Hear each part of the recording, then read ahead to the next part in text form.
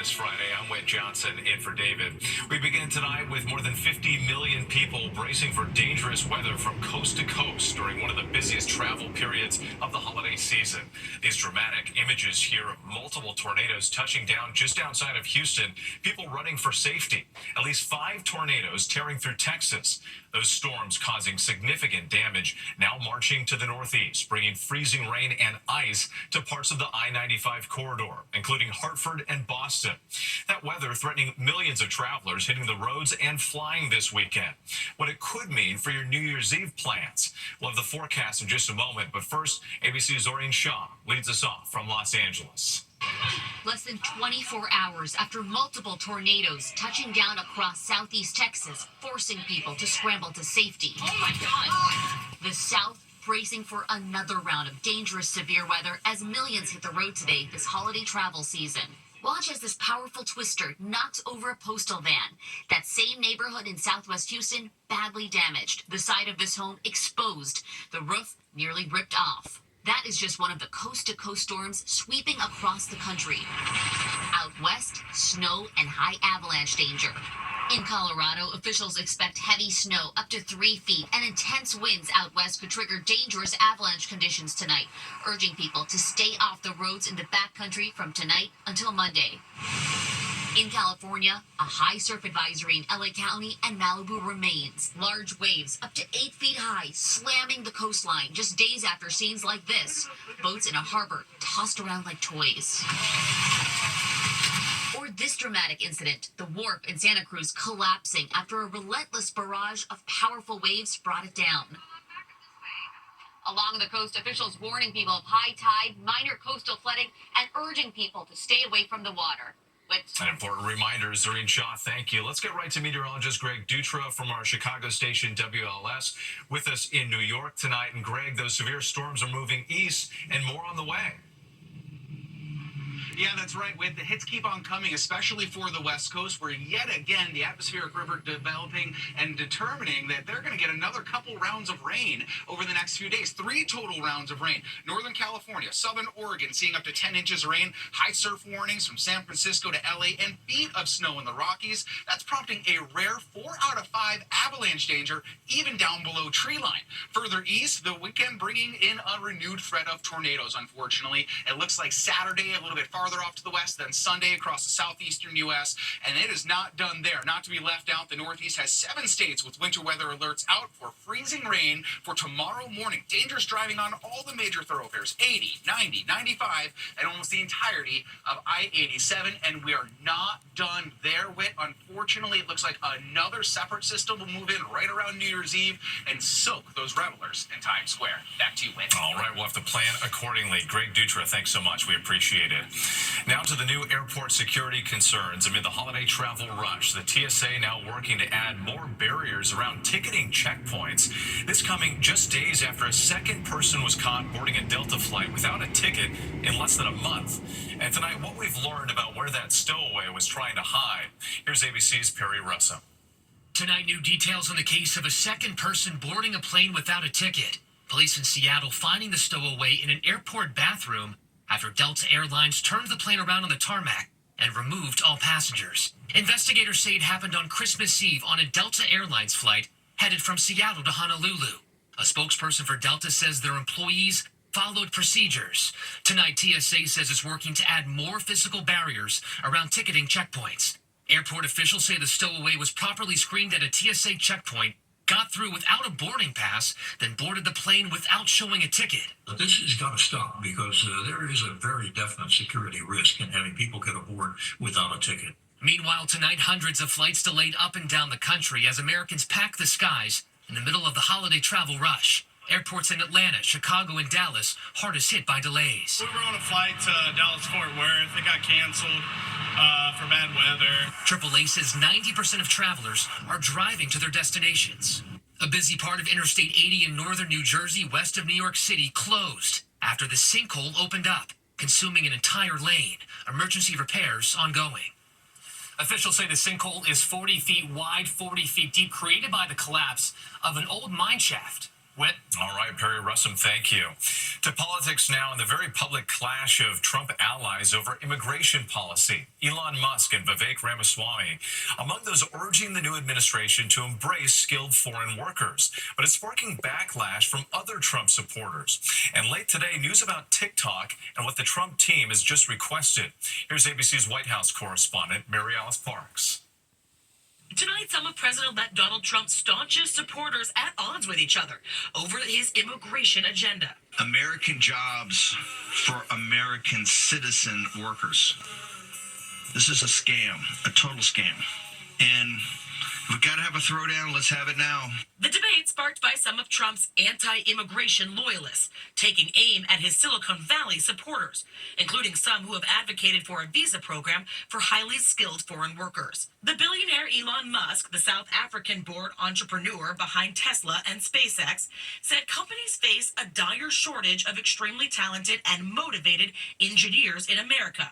Businessman Vivek Ramaswamy also defending the visas. Ramaswamy saying our American culture has venerated mediocrity over excellence for way too long.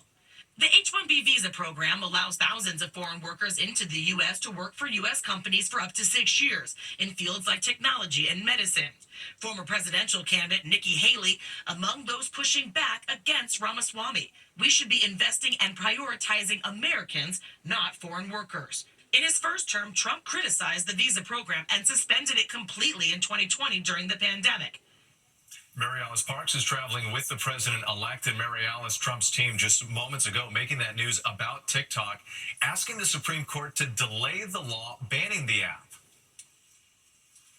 Yeah, Whit, that's right. The bipartisan law to ban the app is set to go into effect on January 19th, the day before Trump is inaugurated. But now the Trump team has formally asked the court to delay that deadline to try to give the incoming president time to negotiate a resolution to both save the platform and address the national security concerns.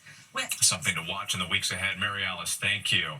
Next tonight, a potentially troubling new development about the bird flu. The CDC reporting that the virus mutated inside a severely ill patient in the U.S., which could make the disease easier to spread. But no transmissions to other people have been reported, and the CDC says the risk to the general public remains low. Here's ABC's Phil Lipoff. Tonight, the Centers for Disease Control finding potentially concerning new mutations in the bird flu from a patient recently hospitalized with a serious case of the virus. The CDC found that this version of the virus had additional mutations that made it attach to upper airway cells more easily, hinting at a better ability to infect people.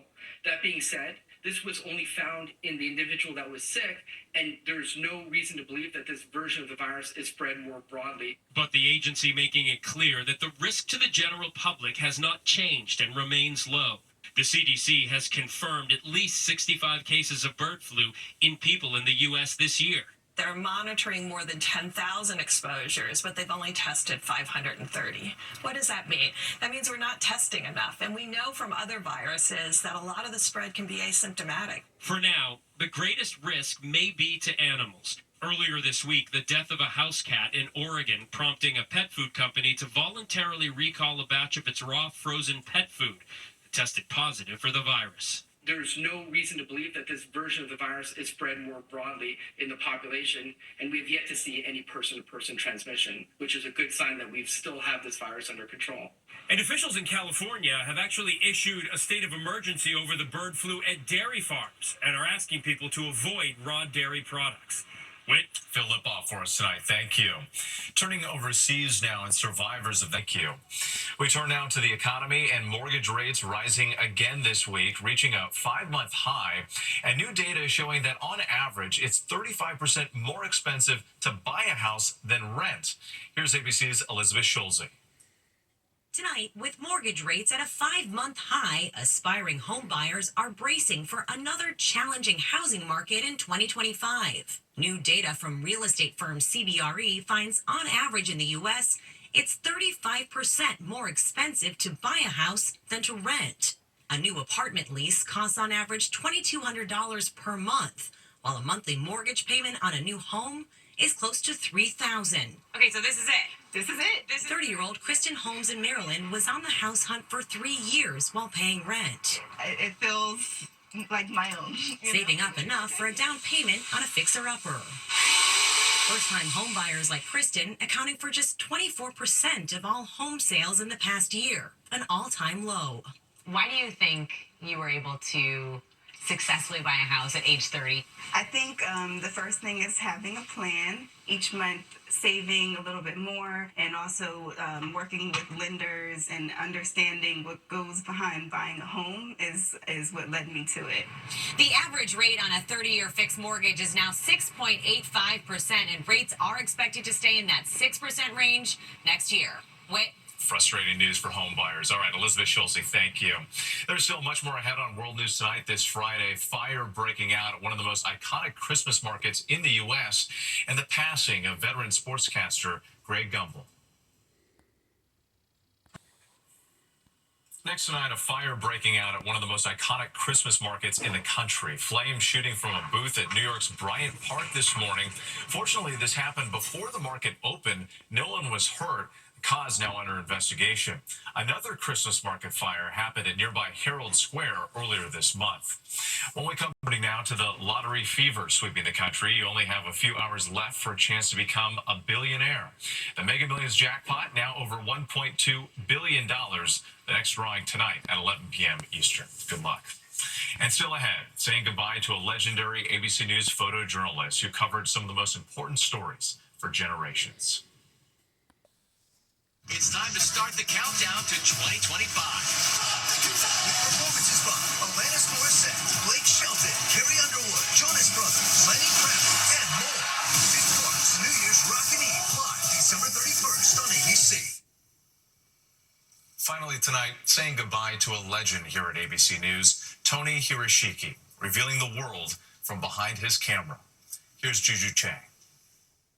Tony Hiroshiki was a legendary and much beloved ABC News cameraman for over 40 years.